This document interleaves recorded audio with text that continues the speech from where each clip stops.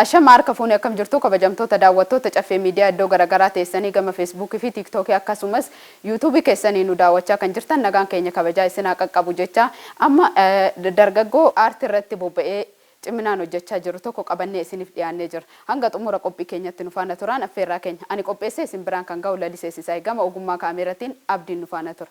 Kallattumaan gara keessummaa keenyatti isin dabarsina. Tole keessummaa keenya baga nagaan gara istuudiyoo caffeetti nagaan dhufte. Leel isinis caffeen istuudiyoo baga nagaan nu taatan. Tole mee daawwattoota keenya walluu bari.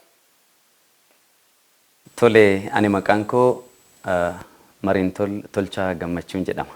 Yeroo ammaa kana hojii kitaaba barreessuu fi weellisuu irratti kan ani argamu jechuudha. Meegaa ati barreessadhas weellisaadhas sochiin gama aartiitiin jiru maal fakkaata? Dhugaa dubbachuudhaaf kaleessarra har'a wayyaa har'arra immoo boru wayyaa. Kanaaf yeroo ammaa kana aartiin uummata keenya akka kaleessa irra jiru miti. Akka dheengaddas irra jiru miti.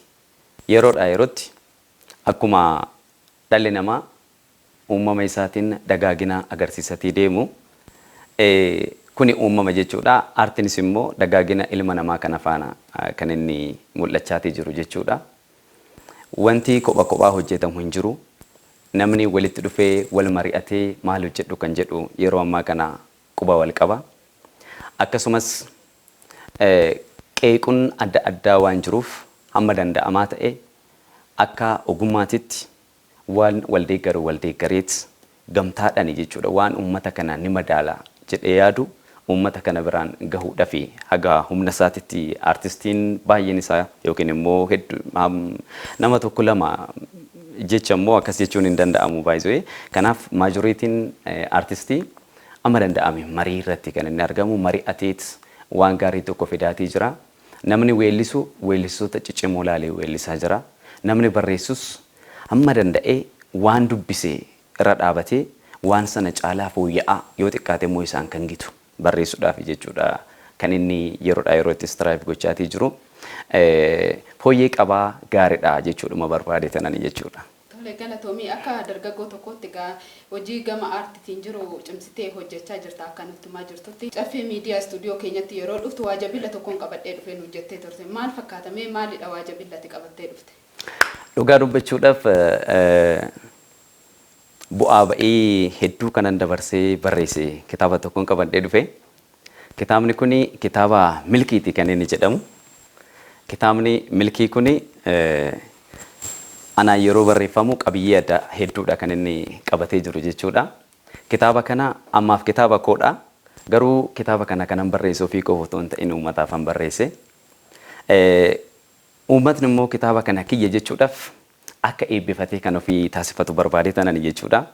Kitaabni kun eebbisaa gaafa guyyaa 26 ji'a 5 bara 2016 jechuunis guyyaa dilbataa isa dhufu kana jechuudha. Akka warra faranjiitti Febraarii 3 jechuudha. Guyyaa sana magaalaa Shaggar kutaa magaalaa Galaan Guddaa aanaa Daalatti hoteela Alam galma miiltotitti jechuudha bifa ho'aa ta'een kan inni gaggeeffamu. Egaa gaafa kitaaba kana eebbisnu kitaaba kana eebbisuu qofa odoon taane roga aartii baay'eedhaan qophiileen adda addaa achirratti ni jiraatu. Kanaaf uummanni keenya uummanni aartii jaalatanii aartii keessa jiran akkasumas aartiin nu ibsa jechuudhaan warri aartii cinaa dhaabbatanii aartii jajjabeessan kamiyyuu bakka jiranirraa fageenyis yoo daangesse yaadan bakkuma jiranirraa sagantaa kanarratti guyyaa kana sa'aatii 6 irraa calqabee jechuudha. Bakkee duraan Alam Ganaa jedhamu Alam hoteelii galma miiltoo kanatti akka na cinaa dhaabbatanii kitaaba kana eebbifatanii kan ofii taasifatan affeerudha jechuudha. Guyyaa irraa kana kaayyoon kiyya guddaanii.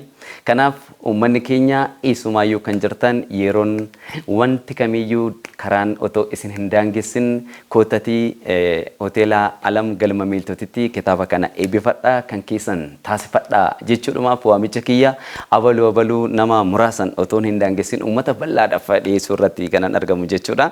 Kanaaf isinis gamanumaan affeerramtanii jirtu. Meeqa kitaaba maxxansitee har'a eebbaaf qaqqabsiiste kitaaba maxxansanii eebbaaf qaqqabsiisuu jechuun waan salphaa miti. Sadarkaa irra dabarte waan salphaa miti. Mee muudannoowwan akkamii qabda? Dhugaa dubbachuudhaaf kana dura hojiin kiyya hojii weellisummaati. Sirba wal mararraa jedhu uummata kiyyaan ga'eetiin ture. Egaa sirbi sun hammam akka jabaa ta'e namoonni dhaggeeffatan ni beeku. Kana jechuun ani hanqina hin qabu jechuu miti, hanqina hedduu qabaachuu nan danda'a. Isarraa baradhee immoo yeroo ammaa kana kitaabuma kana wajjiniin sirba haaraa, sirba bareedaa, sirba nama daalaa uummata kootiif ni ta'a jedhu tokko hojjedheeti kana nani jiru. Kanaaf eebbi sirba haaraa kanaallee kitaabuma kana keessatti ni hammatama jechuudha. Erga kitaabni kun eebbifamee booda sirbichis gara uummataa dhufuutitti kan inni deematee jiru. Eebba kitaaba kanaa gaafan yaadu kophaa kootii miti, namootanis mari'achuudhaaf yaalee jira. Waamichaas namootaaf qaqqabsiisuudhaaf yaalee jira. Garuutii namoota hundumaa bira qaqqabe jechuun danda'u. Namoota muraasaaf waamicha godheef hin jira. Amma namoonni sagantaa eebba kanaa hin dhageenye gama miidiyaa keessaniitiin dhagahanii kutaa magaalaa Shaggar kutaa magaalaa Galaan Guddaatitti hoteela Alam galma miiltota argamanii akkanaaf eebbisaniif jechuudha. Waan si ajaa'ibu otuman waan kana hojjechaatii jiru eebba kanaa otuun qopheessatii jiru ani ofirratti hin beekne xiqqoo waa dagachuun waa yeroon barreessu waan biraa waan yaadatii jiruuf xiqqoo wantoonni akkanaa kun na rakkisaatii turanii maaliif hirriiba dhabu maal waan jiruuf jechuudha. Yeroon ani qabu dhiphaa ta'urraa kan ka'e jechuudha. Gaafa ayyaana qillee yookiin immoo ayyaana dhaloota gooftaa Yesuus Kiristoos uummanni kiristaanaa kan kabaju jechuudha. Guyyaa sana mee namootan jaaladhu muraasaaf illee miisejii bageettii sin ga'e ergaa gabaabaa bageettii sin ga'e jedhu yaa ergu jedhee tanan namoota baay'eedha jechuudha. Tarii isinis keessa jiraachuu dandeechu ani yaadadhu. Guyyaa sana baga ayyaana du'aa ka'uu gooftaa Yesuus Kiristoos isin ga'e jedhee tanan barreessee fi ergaatii kanan ture jechuudha. Ani dhugaa dubbachuudhaaf ergaan suni ergaa sirrii ta'ee sirrii ta'uu baatee gonkumaa hin beekne. Sana booda namoonni tokko tokko namoonni natti dhiyaatan bilbilanii gurbaa maal taate kuni ayyaanichi ayyaana du'aa ka'uu gooftaa Yesuus Kiristoos otoo hin taane guyyaa yaadannoo dhaloota gooftaatii maal taate naan jedhan.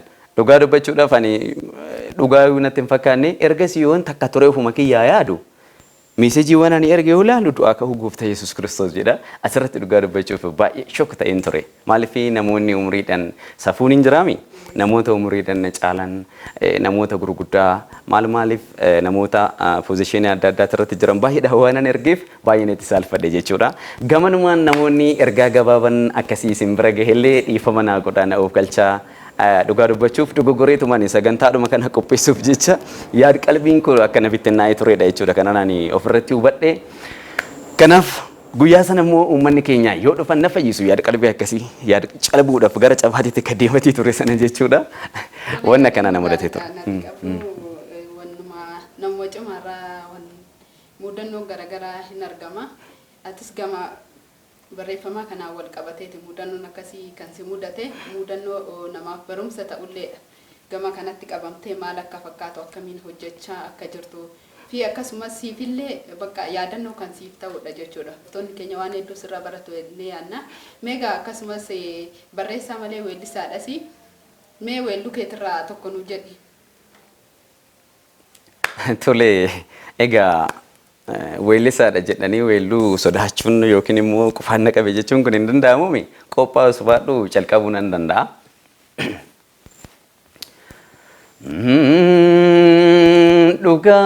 Dhugaa gororratti dhara sululatti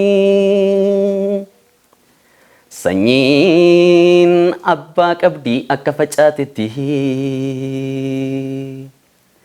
allatu fiduun ishee bubbultee mul'atti